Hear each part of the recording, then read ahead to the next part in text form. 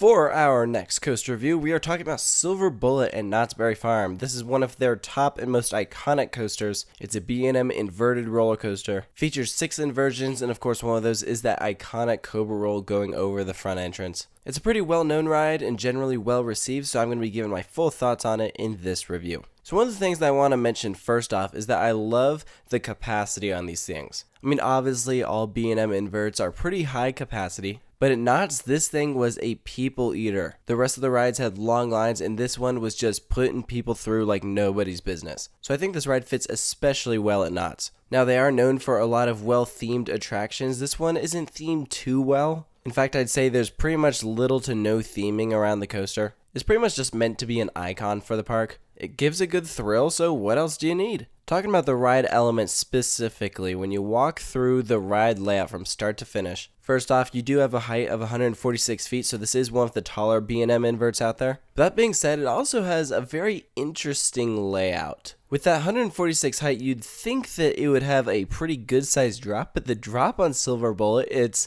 there pretty much isn't one. You bank to the right, kind of curve out, and then that's it. I'm pretty sure an angle of descent hasn't been released for the drop, but I'm pretty sure if there was, it'd probably be like 30 degrees or something. Like, there isn't a drop. The whole point of that is really just to build up speed to pull you through these inversions. So a lot of these B&M inverts, they have great opening drops, kind of start things off with a bang. This isn't one of them, so I think it automatically kind of drops a few spots on the B&M invert list because it doesn't really have a drop. Now, it does make up for it in some ride elements. You have a great vertical loop, and I actually love this next element coming up. This is this high banking turn. It doesn't invert you or anything. It just takes you up, flips you kind of outward, and then you build up enough speed to get you through that Cobra Roll. It's a really cool element, and I haven't really seen that on any other B&M invert. And I've ridden a lot of them in the US. And I hadn't watched any POVs of Silver Bullet or anything, so when I was riding it and just enjoying it and it takes you up on that turn, I'm like, whoa, that was awesome. So next we do have that Cobra Roll.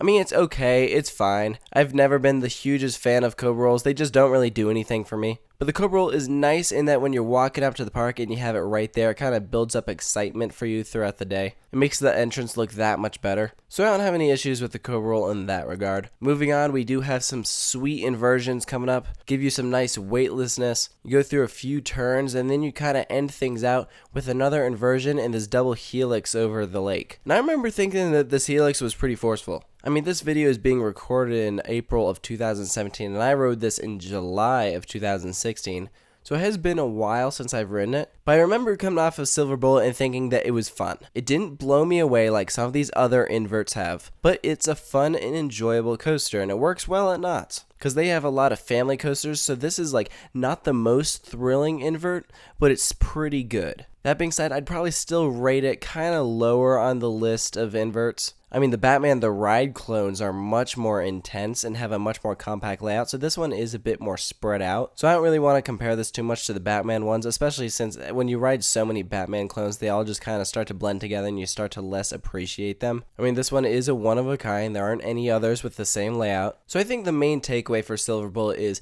that it's good, but it's not going to blow you away. I think you're really going to enjoy this if you haven't ridden any other inverts, probably outside of like Batman the Ride at Magic Mountain. And if you're still getting into coasters and like pretty new at the whole thing, then you'll probably find this ride really fun. I think when you just ride a certain number of coasters, you get to that point where some start to become like not as impressive. And Silver Bullet is kind of one of those. I mean, it's a pretty big ride and has some great elements. I mean, I really do enjoy some of the maneuvers on this ride, but I think there's definitely better rides out there. So for its final score, I'm going to give it an 8. I think it's good at what it does, but in kind of the grand scheme of things, it does kind of perform lower on the charts. But let me know what you think of Silver Bullet. If you have written a post in the comments below about what you thought of this review, if you agree with me, what you think of the ride. And if you're new to the channel, make sure to check out other coaster reviews that are all available in a playlist in alphabetical order on my channel. And of course, I have a bunch more coming, so stay tuned for those.